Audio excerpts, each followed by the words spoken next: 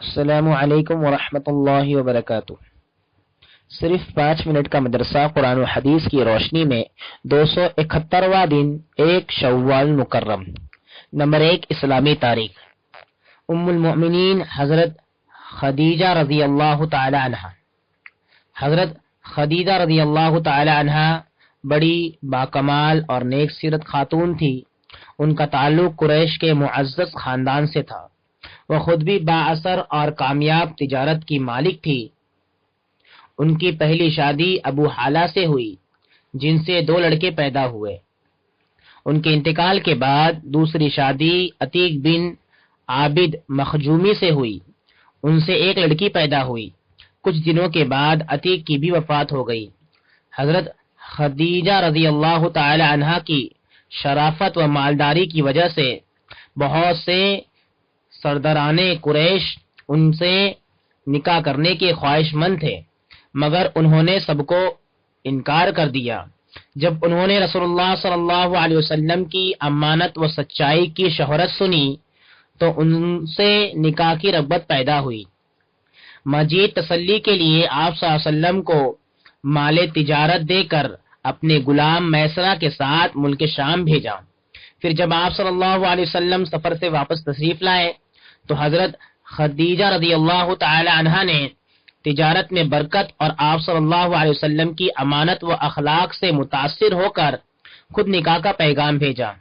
رسول اللہ صلی اللہ علیہ وسلم نے اس کا تذکرہ اپنے مشفق چچا ابو طالب سے کیا۔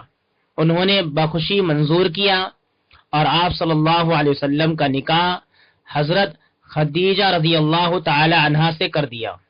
اس وقت حضرت خدیجہ رضی اللہ تعالی عنہ کی عمر 40 سال اور آپ صلی اللہ علیہ وسلم کی عمر مبارک 25 سال تھی۔ نمبر 2 اللہ تعالیٰ کی قدرت۔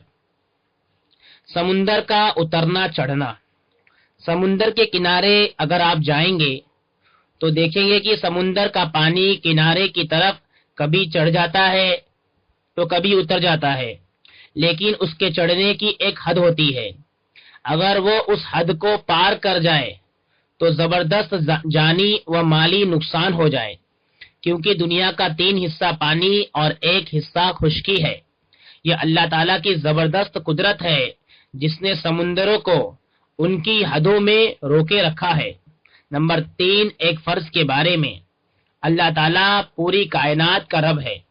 قرآن میں اللہ تعالیٰ فرماتا ہے، سن لو اللہ تعالیٰ ہی کا کام ہے پیدا کرنا اور حکم چلانا، وہ بڑے کمالات والا اللہ ہے جو تمام عالم کا پروردگار ہے۔ خلاصہ، پوری دنیا کا رب اللہ تعالیٰ کے علاوہ کوئی نہیں ہے، لہذا ہمارے لیے ضروری ہے کہ ہم اس پر ایمان لائیں اور اس کا حکم مانیں۔ نمبر 4 ایک سنت کے بارے میں، معاف کرنا۔ حضرت عائشہ رضی اللہ تعالی عنہ بیان کرتی ہے کہ رسول اللہ صلی اللہ علیہ وسلم نے اپنی ذات کے لیے کبھی کسی سے کوئی بدلہ نہیں لیا۔ نمبر 5 ایک اہم عمل کی فضیلت، شوال میں 6 روزے رکھنا۔ رسول اللہ صلی اللہ علیہ وسلم نے ارشاد فرمایا، جو شخص رمضان کے روزوں کو رکھنے کے بعد شوال کے 6 روزے بھی رکھے تو وہ پورے سال کے روزے رکھنے کے برابر ہے۔ فائدہ، جو شخص شوال کے پورے مہینے میں کبھی بھی ان 6 روزوں کو رکھے گا تو وہ اس فضیلت کو حاصل کر لے گا۔ نمبر 6 گناہ کے بارے میں، منافق کی نشانیاں۔ رسول اللہ صلی اللہ علیہ وسلم نے ارشاد فرمایا، منافق کی 3 نشانیاں ہیں، جب بات کرے تو جھوٹ بولے، وعدہ کرے تو پورا نہ کرے، جب کوئی امانت رکھی جائے تو اس میں خیانت کرے۔ نمبر 7 دنیا کے بارے میں، موت اور مال کی کمی سے گھبرانا۔ رسول اللہ صلی اللہ علیہ وسلم نے فرمایا، آدمی 2 چیزوں کو ناپسند کرتا ہے، حالانکہ دونوں اس کے لیے خیر ہے۔ ایک موت کو، حالانکہ موت فتنوں سے بچاؤ ہے۔ دوسرے مال کی کمی کو، حالانکہ جتنا مال کم ہوگا اتنا حساب کم ہوگا۔ نمبر 8 آخرت کے بارے میں، ہر ایک کو نام اعمال کے ساتھ بلایا جائے گا۔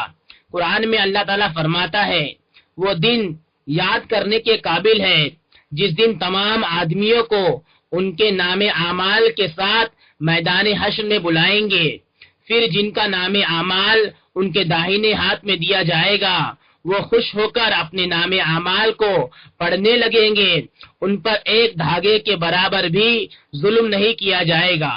نمبر 9، طب نبوی سے علاج، ہر بیماری کا علاج۔ رسول اللہ صلی اللہ علیہ وسلم نے ارشاد فرمایا، اللہ تعالیٰ نے ہر بیماری کے لیے دوا اتاری ہے، جب بیماری کو صحیح دوا پہنچتی ہے تو اللہ تعالیٰ کے حکم سے بیماری ٹھیک ہو جاتی ہے۔ نمبر 10، قرآن کریم کی نصیحت۔ قرآن میں اللہ تعالیٰ فرماتا ہے، اللہ تعالیٰ تم کو حکم دیتا ہے کہ تم امانت والوں کو ان کی امانتیں واپس کر دیا کرو۔